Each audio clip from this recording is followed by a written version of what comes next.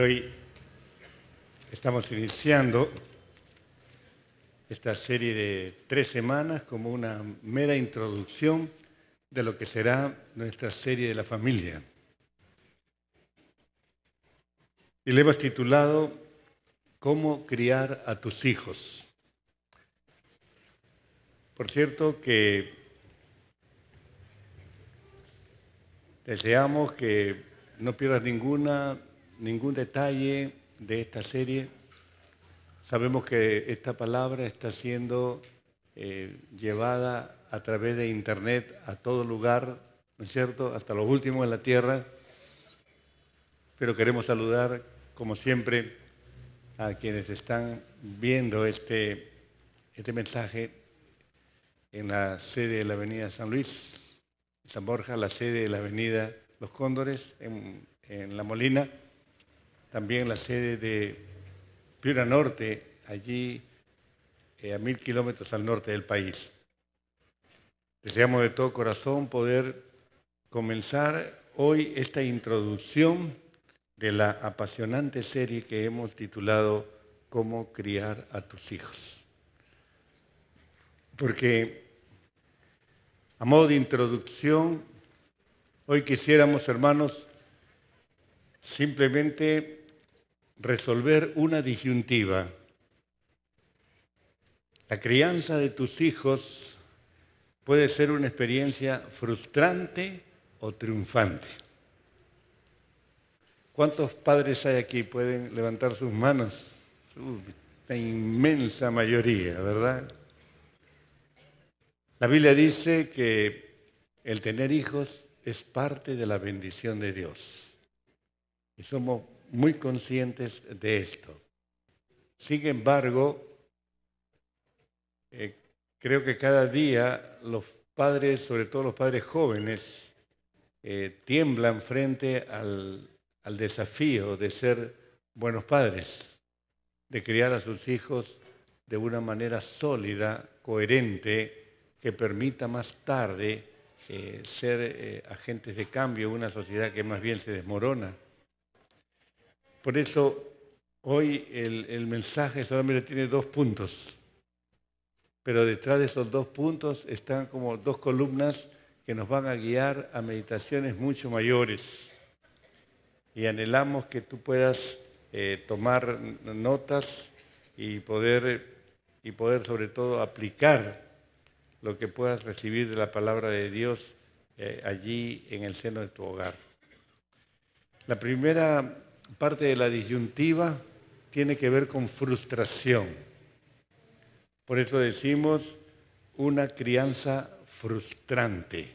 Ese es el primer escenario, digamos, que podemos tener nosotros cuando realmente vemos que los hijos se pierden, cuando nos damos cuenta que de manera inexorable comenzamos a perder autoridad sobre los hijos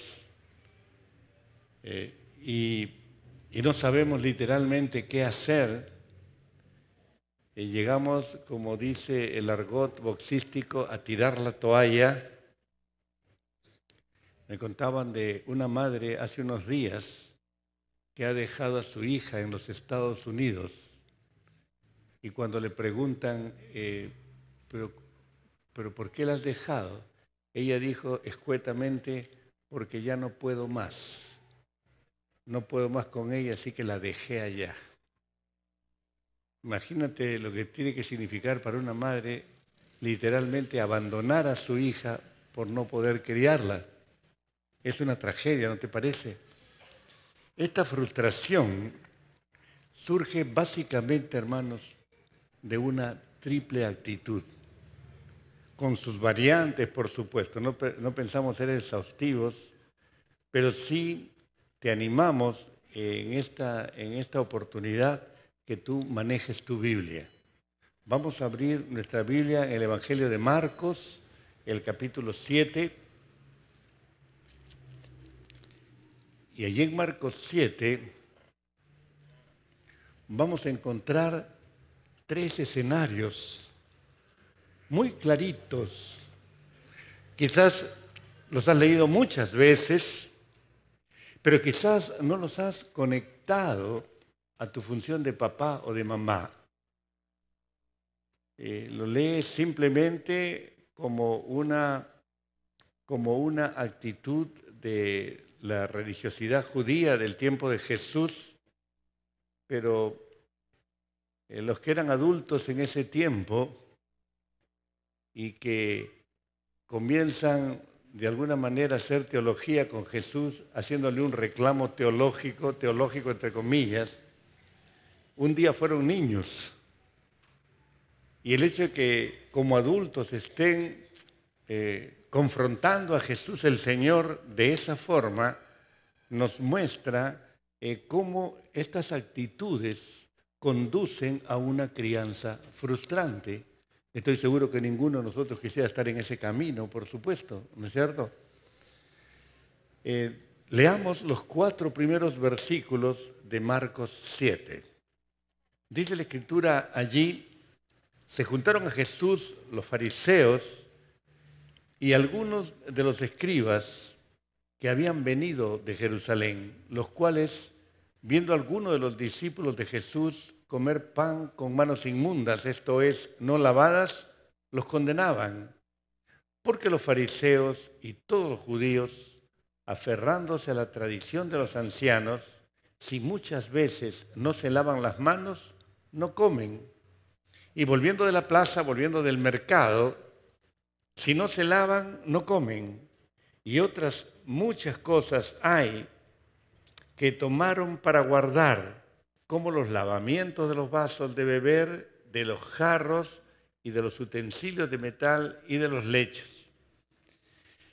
Y entonces llegamos al verso 5, donde ellos confrontan al Señor Jesús. Dice: le preguntaron pues los fariseos y los escribas: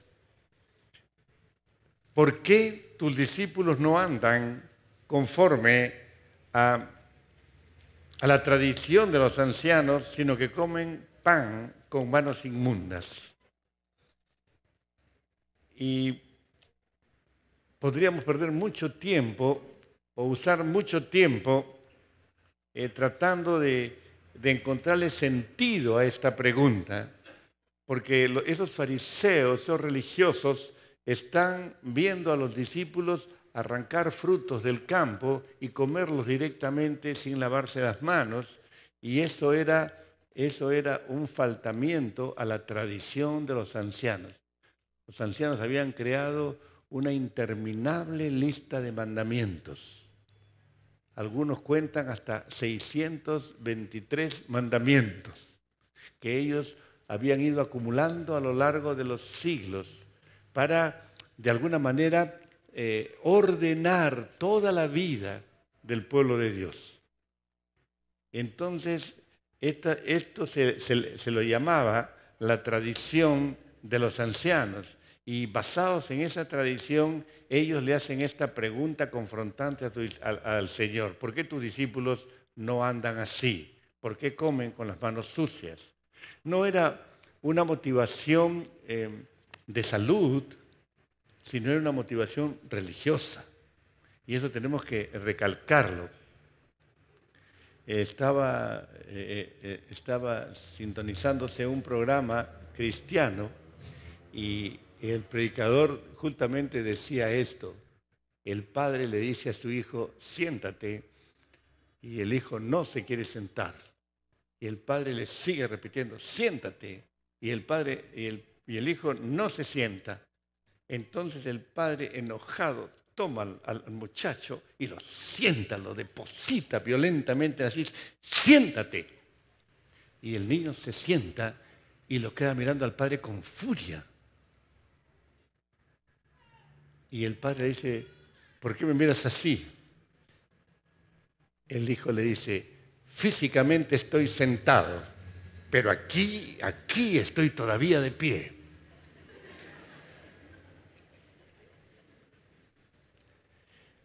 Parece un chiste, ¿verdad? Pero uno escuchando esta anécdota y escuchando la historia que nos cuenta Marcos 7, uno tiene que llegar a una pregunta a una pregunta básica. ¿Qué es más importante, tener las manos limpias o tener el corazón limpio? Cuando pensamos en un título a este mensaje, le pusimos el corazón como centro de la crianza de tu hijo. Y la próxima semana, cuando entremos de lleno al tema, te vas a dar cuenta toda la dimensión que esto tiene. Toma esto como una introducción solamente, porque, como hemos contado, siempre sucede lo mismo. Los padres están buscando un cambio de conducta en los hijos. Un cambio de conducta que los haga socialmente aceptables. Los padres no quieren que sus amigos les digan: tu hijo es un malcriado, porque esa es la palabra grave, ¿verdad? Tu hijo es un malcriado, porque eso me ofende a mí como padre. Entonces me basta con que mi hijo modifique su conducta. Aun cuando, como acabo de contar, el chico diga: estoy sentado físicamente, pero aquí en mi corazón estoy de pie. Ese chico ha obedecido a su padre, más bien ha permitido la obediencia, pero su corazón no ha sido tocado. ¿Te das cuenta? Su corazón no ha sido modificado para nada. Y el padre se queda de lo más contento, de lo más tranquilo, pensando: estoy corrigiendo a mi hijo y estoy disciplinando a mi hijo. El tercer tema va a tener que ver con la disciplina. Pero su corazón sigue absolutamente rebelde. ¿Me entiendes? Los fariseos del tiempo de Jesús eran iguales. Solamente buscaban un cambio de conducta externa, y así no se resuelve el problema básico. Y el problema, ¿sabes cuál es? En la vida diaria, es que muchas veces nosotros vamos en nuestra mente a separar lo que es religioso de lo que no es. Entonces, ese pedirle al niño que vaya a lavarse los dientes y no nos obedece, por ejemplo, lo estimamos parte de esa formación de conducta, ¿verdad?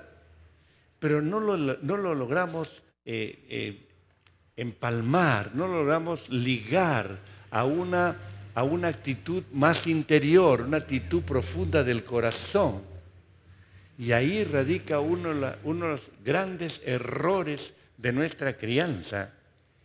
A veces ni siquiera vamos a decir: esto es parte de la tradición religiosa, sino algo social. Yo quiero que a mis hijos no les digan malcriados. Pero lo que estamos viendo aquí, en estos primeros 5 versículos, es el corazón marginado por la conducta. Y ahí estas 2 palabras tienen que ser meditadas por ti en este día. El corazón no ha sido tocado, el corazón no era tocado en estos mandamientos de hombres que ponían los judíos.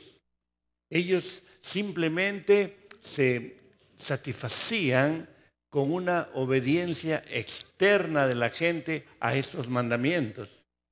Y el Señor va a cruzar lanza contra esta marginación de la actitud del corazón en la conducta, porque todos queremos que nuestros hijos tengan una buena conducta. Pero escúchame bien, pero si tú logras la buena conducta de tu hijo de manera externa, no estás ganando nada. Si tú logras una buena conducta, una conducta socialmente aceptable, y el corazón de tu hijo no ha sido tocado, estás en perdedor. ¿Me dejo entender, hermano? No estás criando a tus hijos. ¿Por qué? Porque parte de esta crianza frustrante es tener el corazón de tu hijo marginado solamente por un cambio de conducta. Si tú sigues leyendo el capítulo 7 de Marcos, encuentras una segunda actitud errónea. Si vamos a leer los versos 6 al 8, Jesús responde a esa pregunta. Le dice, ¿por qué tus discípulos no se lavan las manos para comer? Y el Señor le responde, ¿qué les dice? Lee conmigo el verso 6. Hipócritas, así hablaba Jesús, hipócritas, ¿verdad?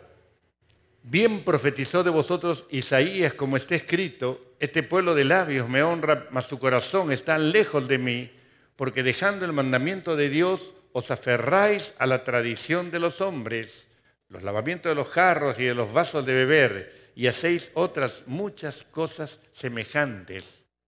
Yo a esta segunda actitud le llamé maquillaje. Maquillaje, cuando el corazón es maquillado. ¿Y qué usa para maquillar? La hipocresía. ¿Me entiendes? Es una actitud, que va socavando la posibilidad de que el niño pueda abrirse a los valores eternos de la palabra de Dios. Se le llama hipocresía. La palabra hipocresía al principio significaba la máscara que se ponían los actores en los teatros populares en la Grecia antigua. Esa máscara se llamaba el hipócritas, ¿no?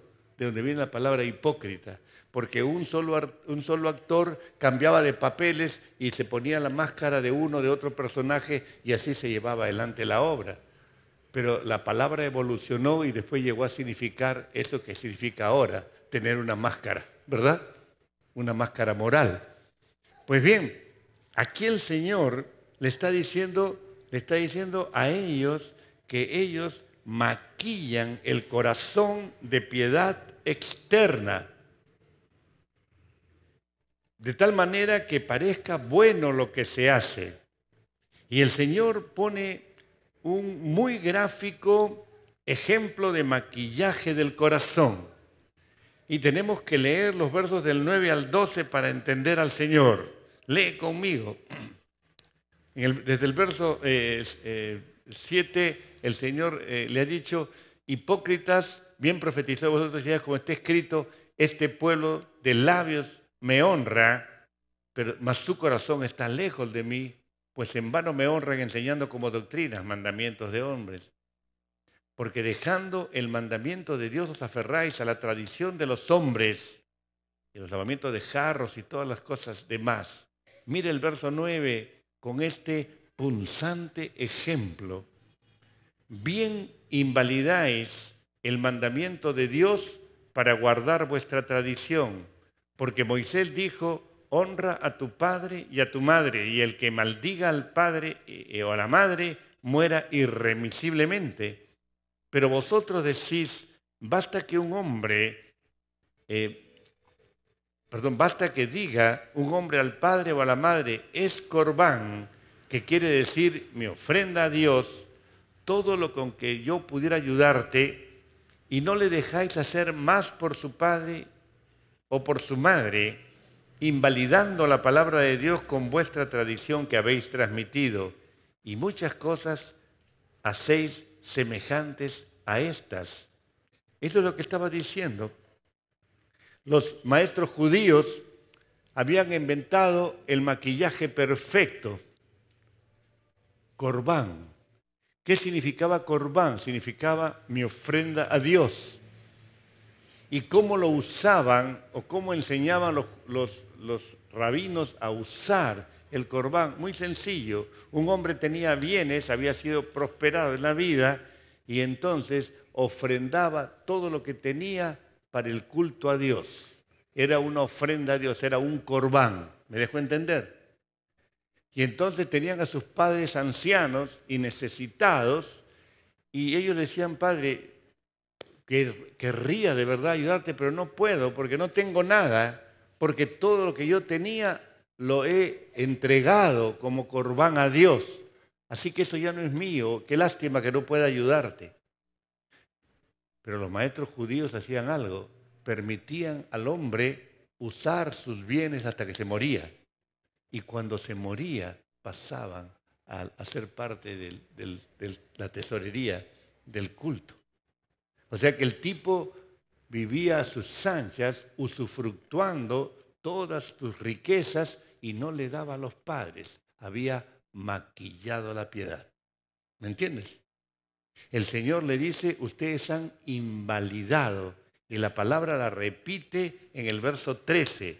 Ustedes están invalidando, anulando, violando la palabra de Dios. La palabra aquí de invalidar significa dejarla de lado, marginarla, sacarla del camino para que la gente pudiera hacerlo sin cargo de conciencia. Esta tradición buscaba hipócritamente aparecer como piadosos aquellos que no lo eran. Ahora, ¿cómo un padre puede caer en hipocresía? Cuando tú descubres que tienes que trabajar el corazón de tu hijo, entonces te das cuenta que tu hijo es un pecador. ¿Me entiendes? Y que si está peleando porque le ha quitado el juguete a su hermano menor, tú tienes que entender que estás frente a dos pecadores que no les interesa absolutamente más nada que tener el juguete en su mano. Para ellos, en su pequeña mentalidad, el tener el juguetito lo hace feliz. No le importa lo que pasa con el hermano. Y los dos tienen la misma actitud. Así que si tú vienes y le dices, los dos tienen razón, estás evadiendo el problema. Eso se llama hipocresía. Y Dios te va a tomar cuenta. El padre tiene que trabajar en el corazón del hijo. Si no, no vamos a tener nunca victoria sobre la hipocresía. Si uno sigue leyendo, a partir del verso 14, este capítulo 7 de Marcos, tan didáctico, vamos a encontrar que el Señor llama a toda la multitud y les dice, oídme todos y entended. Y escucha bien, verso 15, nada hay fuera del hombre que entre en él que le pueda contaminar, pero lo que sale de él, eso es lo que contamina al hombre. El verso 17 dice, cuando se alejó de la multitud y entró en casa, le preguntaron los discípulos, ¿no? Le preguntaron a los discípulos sobre la parábola y él les dijo, ¿también vosotros estáis así sin entendimiento? ¿No entendéis que todo lo de fuera que entre en el hombre no le puede contaminar? Porque no entra en su corazón, sino en el vientre y sale a la letrina. Esto decía, haciendo limpios todos los alimentos, pero decía que lo que del hombre sale, eso contamina al hombre, porque de dentro del corazón de los hombres salen los malos pensamientos, los adulterios, las fornicaciones, los homicidios, los hurtos, las avaricias, las maldades, el engaño, la lascivia, la envidia, la maledicencia, la soberbia, la insensatez. Eso es lo que sale, del corazón sale. Entonces ya no estamos frente a una marginación del corazón, simplemente para que el niño cambie de conducta. No estamos en el segundo escenario de que maquillamos el corazón para que parezca bueno sin cambiarlo, sino acá estamos manejando el corazón desde nuestro egoísmo. Por eso decimos que la tercera actitud es el corazón manejado por el ego, porque de dentro del corazón de los hombres salen los malos pensamientos. Cuando Marcos escribió malos pensamientos, Marcos escribió las maquinaciones perversas. Y nosotros tenemos que entender que en ese escenario el ego, el egocentrismo, maneja el corazón. Y lo trágico aparece en el verso 23. Todas estas maldades de dentro salen y contaminan al hombre. Por algo, el rey David, cuando escribió el Salmo 51, él le dijo a Dios, mire el verso 10, crea en mí, oh Dios, un corazón limpio y renueva un espíritu recto dentro de mí. Repítelo, por favor. Crea en mí un corazón limpio y renueva un espíritu recto dentro de mí. ¿Te das cuenta que el rey se da cuenta que él no puede hacer eso? ¿Te das cuenta que él está pidiendo a Dios en su oración, en su Salmo 51, él está pidiendo que Dios haga un milagro en él? Porque ha llegado al punto de entender que él no puede cambiarse a sí mismo. Él necesita una acción sobrenatural de Dios para que cambie el esquema interior de su corazón. Crea en mí un corazón recto. ¿Por qué? Porque él se da cuenta que su corazón no es recto. ¿Y cuántas veces nosotros estamos pensando que nosotros somos rectos, que actuamos de manera recta y no nos atrevemos a profundizar las motivaciones que nos llevan a actuar de una u otra manera con nuestros hijos y con nosotros mismos? David toma conciencia que necesita la obra sobrenatural para limpiar el corazón. Pero mientras tanto, vemos el corazón en este capítulo 7, en el primer escenario, marginado, simplemente porque los padres buscamos cambio de conducta en los hijos, pero no buscamos una modificación adentro. Entonces nos parece que nuestros hijos están siendo educados y nos estamos equivocando. A veces vamos a una segunda etapa y maquillamos el corazón con hipocresía religiosa. ¿Cuánta gente tiene expresiones religiosas? Los auditorios, los templos en todo el mundo, multitudes hacen sus experiencias religiosas, sea de la religión que sean. Pero no preguntes qué pasa en el corazón de la persona. Yo siempre recuerdo la anécdota de una chica cristiana que tenía una amiga de trabajo y una mañana la amiga se le acerca muy emocionada y le dice: oye, anoche tuve una experiencia preciosa en una casa, en una reunión de amigos. ¿Qué pasó? Le dice: bueno, es que el Espíritu Santo descendió y nos llenó a todos allí. Fue una experiencia maravillosa, le cuenta la hermana, y nuestra hermana, que era cristiana, le dijo: ¡ay, qué bien! ¿Y qué pasó después? Bueno, le dice: yo lloré mucho, me emocioné tanto, pues imagínate, el Espíritu Santo estaba invadiendo a todos nosotros en aquella casa. Y ella, que sabía de la conducta de ella, de la amiga, le dice: bueno, entonces es de esperar que ahora romperás esa relación que tienes, que es ilegal, con ese hombre, ¿verdad? Oye, le dice: no estamos hablando de eso. Estamos hablando solamente de mi experiencia de anoche. Porque no interconectamos las cosas. Porque o marginamos el corazón por la conducta, o maquillamos el corazón, o lo manejamos con nuestro ego. Y eso mismo que hacemos nosotros en nuestra vida diaria lo volcamos sobre nuestros hijos, equivocándonos, y llegamos a perfilar, a completar una crianza frustrante. La Biblia presenta, en segundo lugar, al revés, cómo hacer para tener una conducta o una crianza triunfante. ¿Cuándo puedo yo comenzar a mirar cómo triunfo con mi hijo? ¿Cómo triunfo criándolo así? ¿Sabes? La gran batalla se da en el corazón del muchacho, porque el corazón es el centro de control de la vida.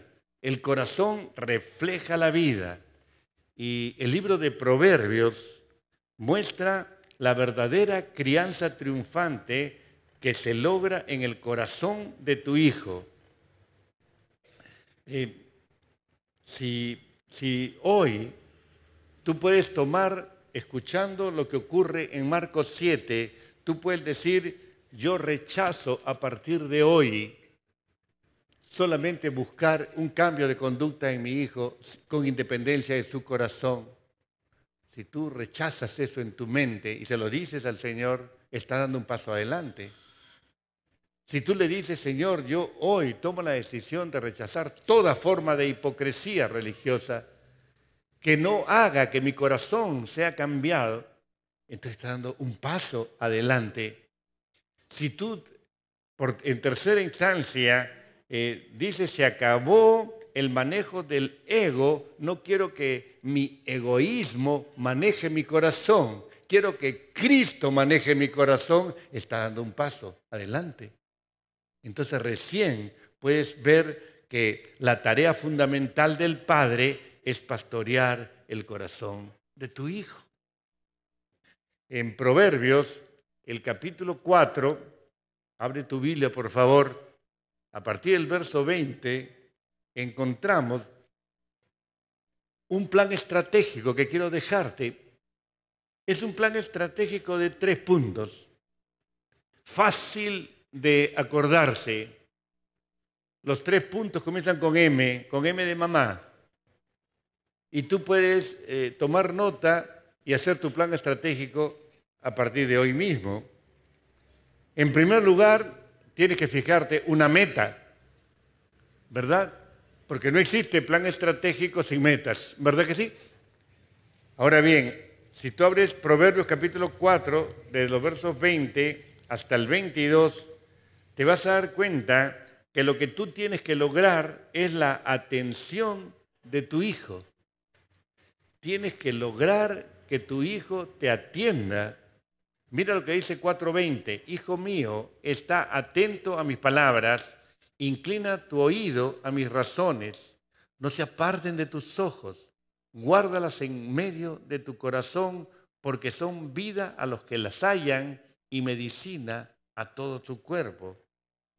Una meta requiere que tú escuches a Dios. Es una permanente llamada a la atención. Escúchame bien, la vida piadosa se forja a través de una decidida atención a verdades conocidas. Es decir, las verdades de Dios tienen que ser dadas y repetidas a tus hijos. Esa es tu tarea de padre. Cuando Israel estaba a punto de entrar en la tierra prometida, por favor retrocede al 5.º libro de la Biblia, de Deuteronomio capítulo 6. Israel estaba a las puertas ya para entrar a la tierra prometida. Recibió esto que en Deuteronomio 6 se llama el gran mandamiento. Desde el verso 4 dice, oye Israel, el Señor nuestro Dios, el Señor uno es. Mira lo que le dice a los padres, amarás al Señor tu Dios de todo tu corazón y de toda tu alma y con todas tus fuerzas, cosa que repitió el Señor en el Nuevo Testamento, ¿recuerdas? Y estas palabras que yo te mando hoy estarán sobre tu corazón. ¿Dónde estarán? ¿En tu mente? En todo tu ser interior, en tu corazón. ¿Y qué más? Y las repetirás a tus hijos. No le saques en cara a tu hijo, ya te dije que te lavaras los dientes, ya te dije que no se habla con la boca llena, ya te dije que tiendas tu cama, Ese por demás tienes que decírselo 1 y 1000 veces, hermano, porque la vida piadosa se logra a través de una decidida atención a verdades conocidas. No le estás hablando de Marte ni de Júpiter, le estás hablando de cosas que puede hacer y que ve hacer. Y tienes que armarte de valor para repetirlas. Deuteronomio pone en el verso 7 del capítulo 6 estas palabras. Las repetirás a tus hijos y hablarás de ellas estando en tu casa y andando por el camino y al acostarte y cuando te levantes. Y las atarás como una señal en tu mano y estarán como frontales entre tus ojos. Las escribirás en los postes de tu casa y en tus puertas. Es decir, Deuteronomio está diciendo, Moisés está diciendo al pueblo, tienes que bombardear a tus hijos, bombardear una y otra vez. ¿Con qué valores? Con los valores eternos de la palabra de Dios. Tu hijo tiene que darse cuenta de que tú eres un hombre bajo autoridad, ese será el tercer tema, y que en tu casa no mandas tú, en tu casa manda Jesucristo, y que tú vives bajo la autoridad de Jesucristo. Entonces él tiene que sujetarse también a esa autoridad. ¿Cómo se logra esto? Esto se logra por repetición. Y mira los escenarios que mencionan el verso 7 y el verso 8. Las repetidas hablarás de ellas estando en tu casa, en el camino, al acostarte, cuando te levantes. Eso es ser padre. Eso es ser padre. Pero hoy en día la paternidad ausente está en boga. Y entendemos que la vida moderna puede ser complicada, pero hermano querido, necesitamos nosotros entender que un padre ausente va a tener hijos descarriados. Muy probablemente. ¿Cómo se logra esto? ¿Cómo se logra la meta? ¿Cuál es la meta? La meta, un autor la llama la mutualidad. Mutualidad. ¿Sabes? Hace muchos años se estaba celebrando aquí en Lima el 10º aniversario de nuestro movimiento Lima al Encuentro con Dios. Mi hija había conocido al Señor a los 8 años. Tenía unos 11 años en esa época, era una niña. Y estábamos en ese día final de la celebración en el Amauta. ¿Reconoce el Amauta allí por Chacra Ríos? Había 10.000 personas llenando ese coliseo y se había organizado el coliseo de tal manera que en la parte central, lo que era la antigua Plaza de Toros, había un gran tabladillo, habían puesto sillas ahí también. Y en el momento crucial del culto final, un coro enorme salió a cantar y cuando cantaban literalmente ese tabladillo vibraba, ¿no? Temblaba con el canto de la gente y la vibración de los instrumentos. Y mi hija cantaba y cuando terminó la ceremonia ella estaba muy emocionada y en su corazón de niñita me dijo, papi, fue tan lindo eso que cuando comenzó a temblar el piso, yo pensé que el Señor venía. Te aseguro que sentí una emoción incontrolable en mí porque dije, ya, mi hija del Señor, mi hija del Señor.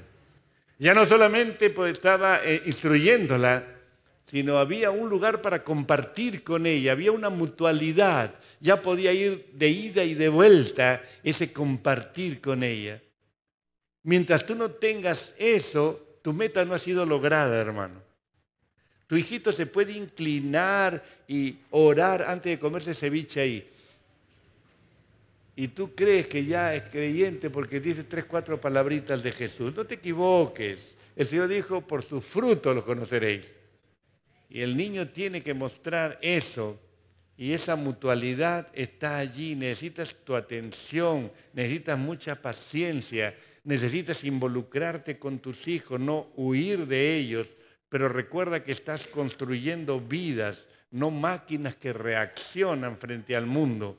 Él o ella van a responder. Pero tú tienes que hacerte una meta, lograr esa mutualidad.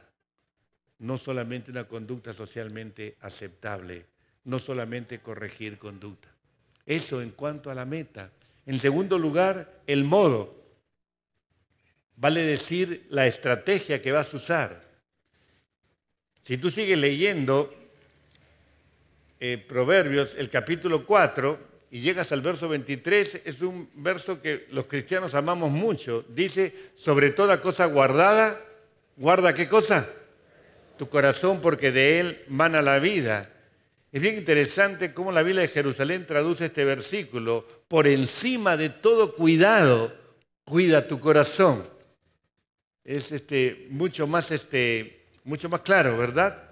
Pero significa lo mismo, porque aquí en Proverbios 4, corazón engloba todo el mundo interior. Y este verso 23, por supuesto, está conectado a los versos 20 al 22 que recién compartimos, ¿no? Y la vida verdadera no es algo superficial, no es algo que queda clavado, estático allí. La verdadera vida comienza cuando el niño se apropia de la verdad de Dios.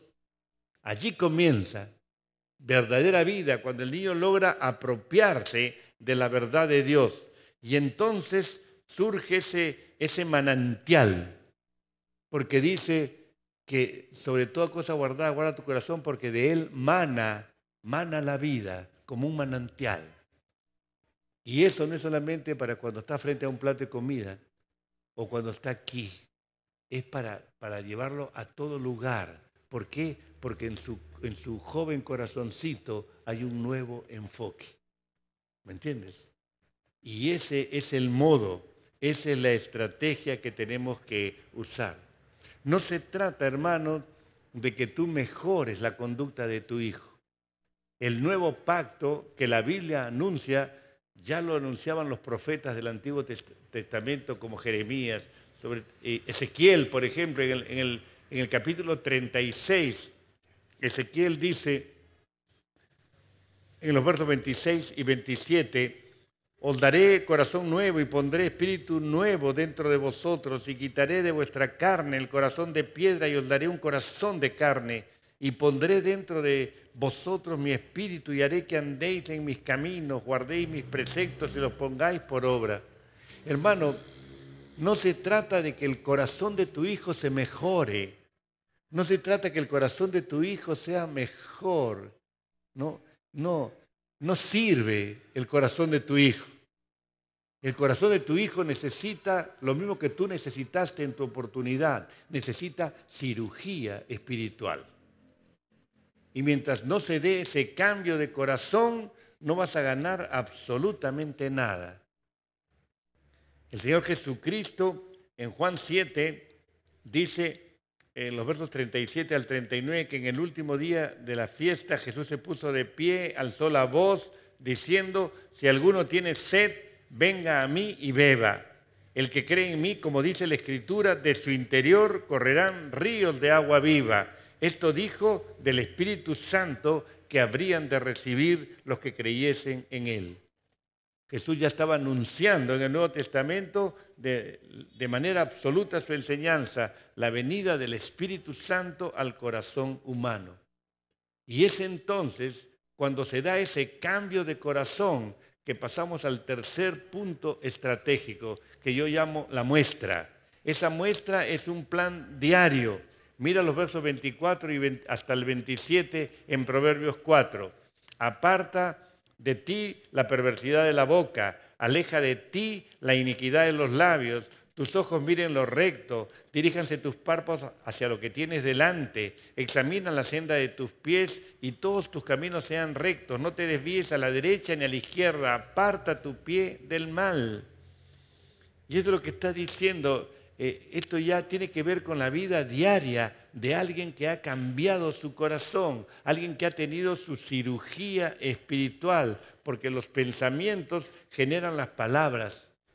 El enfoque de los ojos y el camino nos está hablando del diario andar, un andar nuevo que tiene que darse en tu hijo. No te creas que es cristiano porque tiene prácticas religiosas. Amén.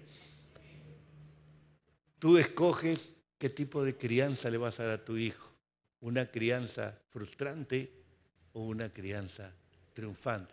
Pero el Señor dijo, por sus frutos los conoceréis. Amén. Vamos a orar, hermanos.